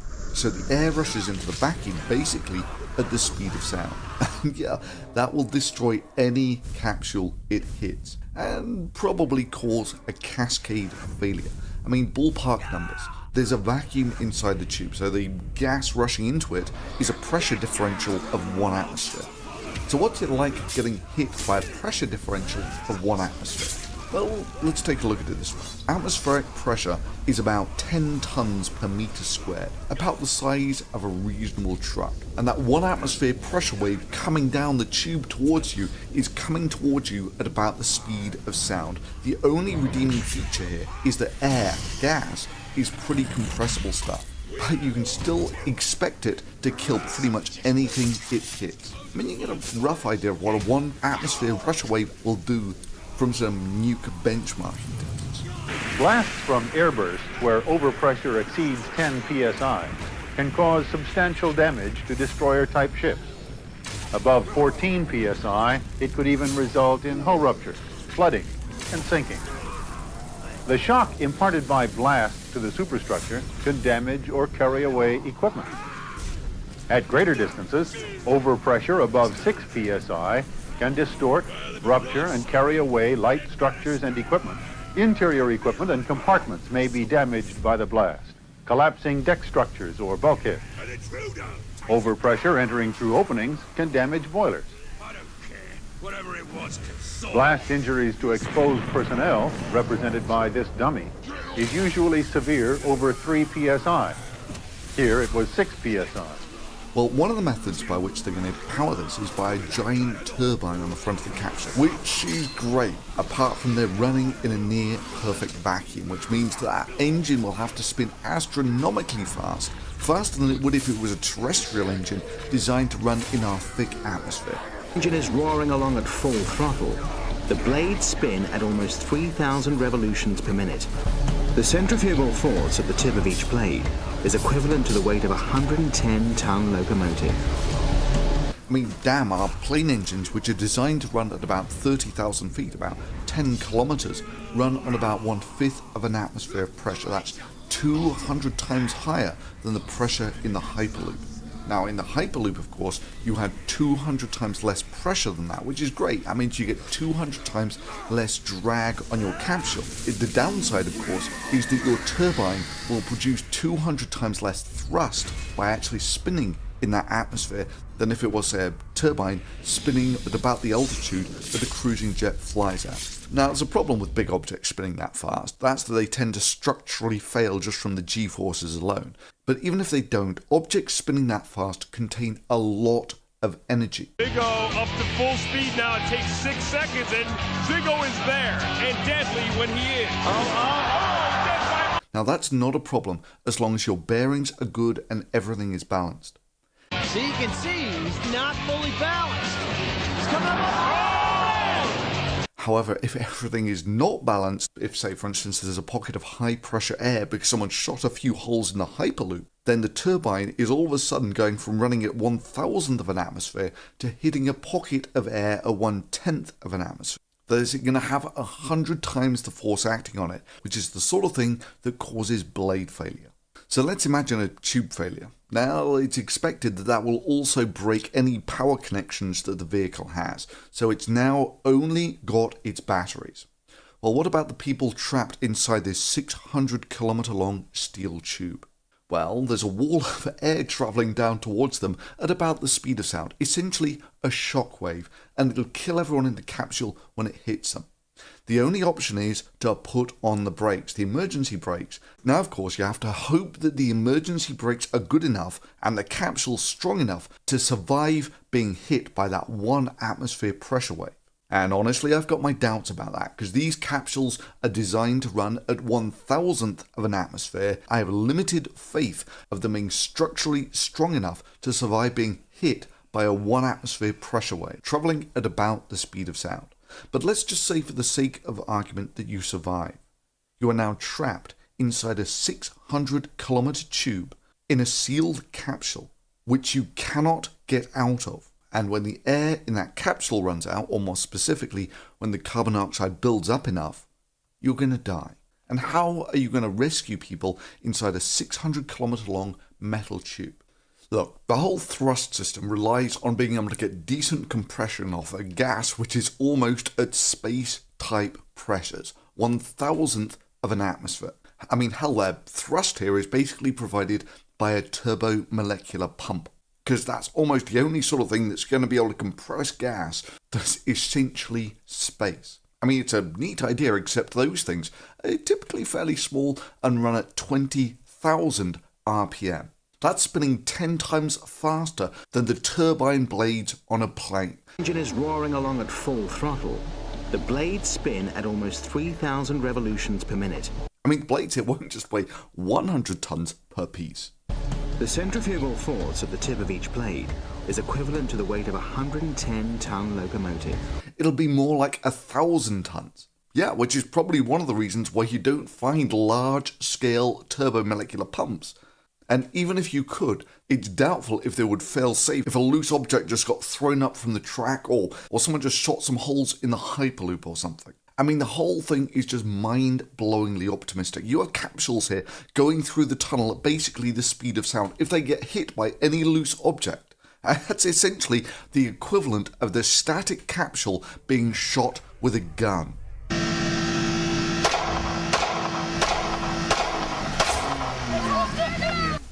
I mean, what happens in the event of a catastrophic decompression? Oh, they're just going to repressurize the whole tube.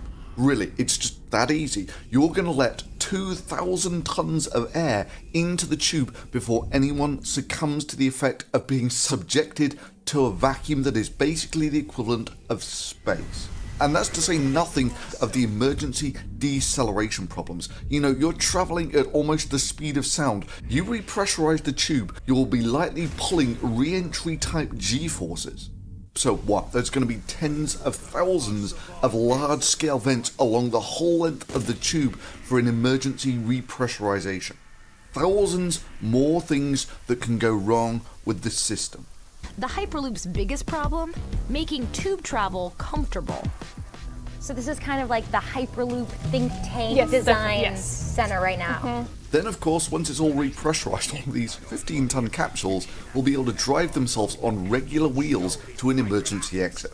What are these models over here? So we had 2 sets of models. The first ones here at the back, they were really study models that were investigating. These are more of a finished product that investigate more of the interior situation and also the sitting. So these are all the options of the capsules.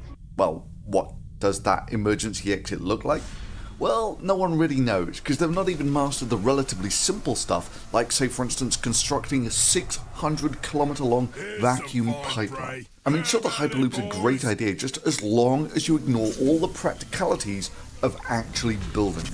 I mean, just look, in the event of a large-scale tube failure, let's just say they have an emergency stop on one of the capsules.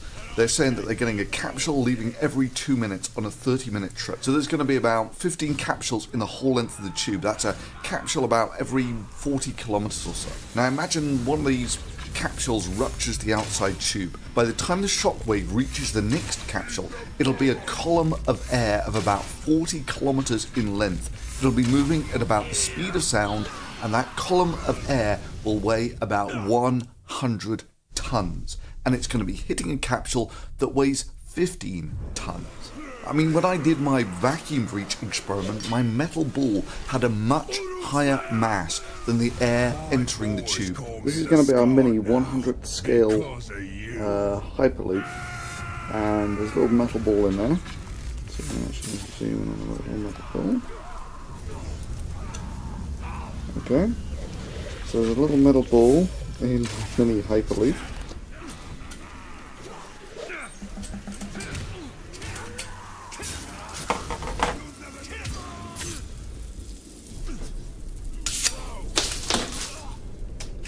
So this is what it looks like at 1,000 frames per second, and as you can see, there's really quite a formidable acceleration. And bear in mind, this is a tiny diameter tube over a short distance, about half a meter. The air had about 1/100th of the mass of the ball it was pushing, and this was the effect. I mean, what you would be likely getting in the actual Hyperloop is something more along the lines of the Mythbusters experiment, where the air filling the vacuum tube had a mass much larger than the object it was pushing, a ping pong ball in this case. So now we're pumping it down. 3, 2, 1. Whoa! But more importantly, let's take a peek at the can. This wonderful hole is now, so this hit it with 500 miles an hour coming out of this. And yet they managed to fire that ping pong ball at almost the speed of sound, which is more or less what you would expect to happen to these capsules in the event of a large-scale tube failure. You see, with planes you can make many of the same arguments. However, if the plane's hull is breached, first of all, you're only at 0.2 of an atmosphere, and on top of that, there is an emergency air supply which will allow the pilot to fly down to more breathable altitude. Well, if an engine fails, he still has others to fly at. And if there is vibrations or turbulence of some sort, it's not a big deal, because there's a lot of space to fly into. It's not like if he goes off course by a couple of centimeters or an inch or something that it will destroy the plane and kill everyone on it, and destroy every other plane flying that route. You see, planes over the years have been designed such that a single point failure is not catastrophic. Planes, of course, cost a lot of money, but they're fairly easy, defensible vehicles. Now, when they're near to the ground, of course, they can be shot at. But once in the air, they very quickly go beyond the range of all but the high-end military weapons. That's something that's simply not the case with the Hyperloop. It's 600 kilometers long, and it runs down the middle of a freeway. It's indefensible. Any crazy with an anti-material rifle could shoot holes in the tube, something which would probably be fatal to almost the whole system. But maybe most importantly, one plane crash does not destroy the entire infrastructure and kill everyone else flying the same route. Look, the whole deal with a Hyperloop is it's only really efficient over shorter distances. Just as a side note, for distances longer than that, it's actually more economically viable to use a supersonic jet. That is where you can get on and off it quickly. You know, so it's one of those things, you don't have all of that long security at airports.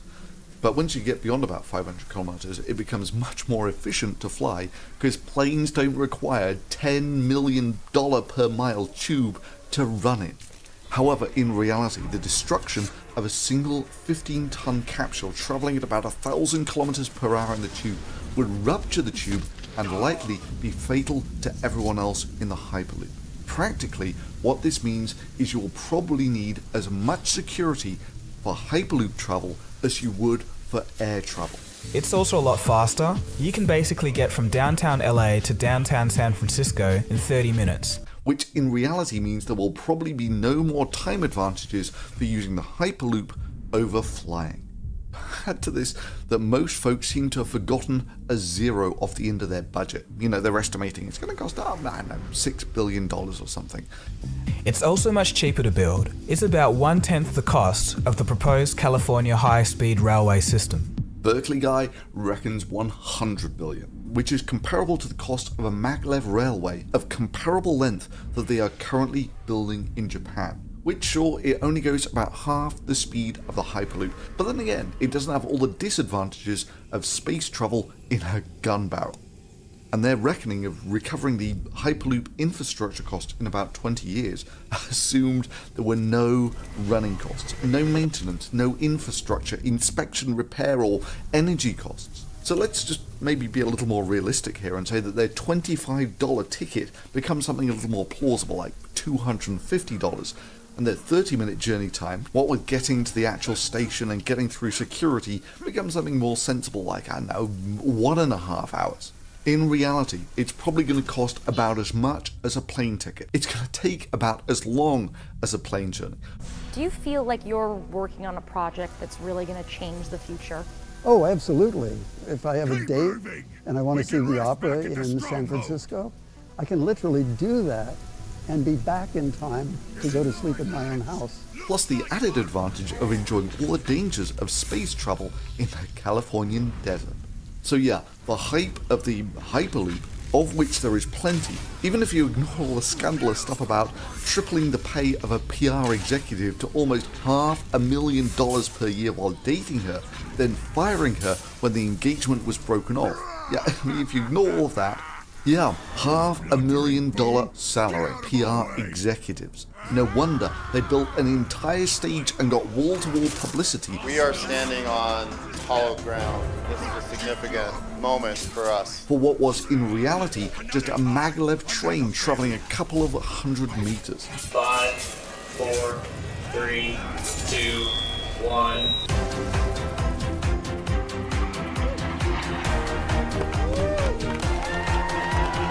Seriously, dudes, your countdown was longer than your maglev train journey. 5, 4, 3, 2, 1. When you think of Hyperloop, you think maybe this is going to happen years from now. It's going to happen much quicker than anyone imagines. Wow, a maglev train. That constitutes the first successful test of the Hyperloop. It's also extremely energy efficient due to solar power utilization. In fact, the Hyperloop could generate more power than it consumes as a closed system. Because you generate more power than you would consume in the system. Oh, by the way, folks, any transport system would become energy self-sufficient if you put solar panels over the top of it. You don't need your railway to run in a vacuum tube to make that happen.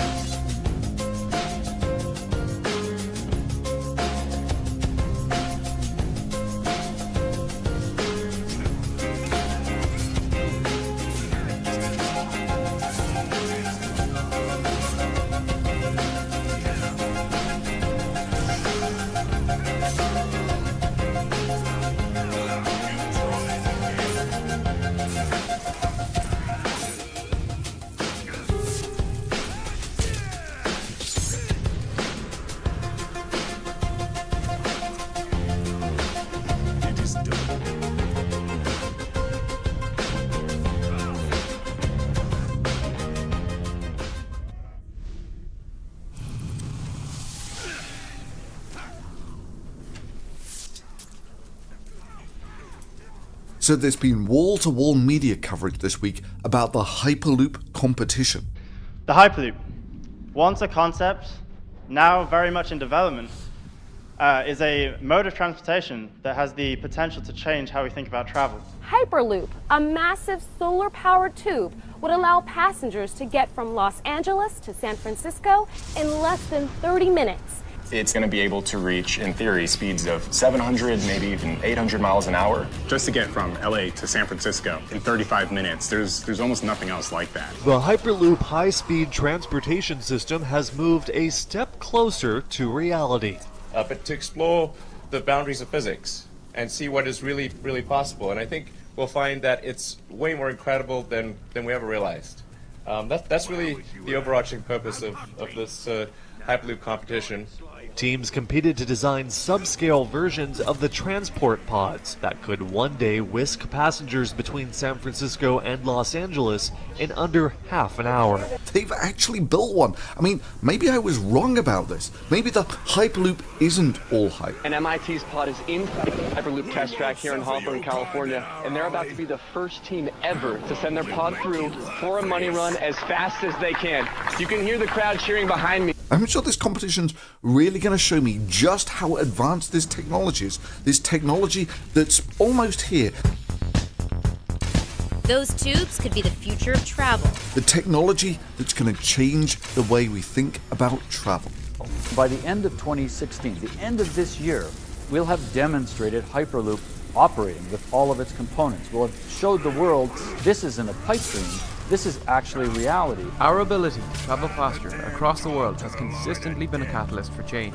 This effect can be seen right back to the domestication of the horse. Hyperloop One designers say this technology could be ready to go in 2020. We're only just talking a few years away. Do you actually believe that that's possible? Probably going to be cargo first. Probably going to be a route that's not 300 miles, but maybe 50. When I sat in one, Hyperloop starts to feel real.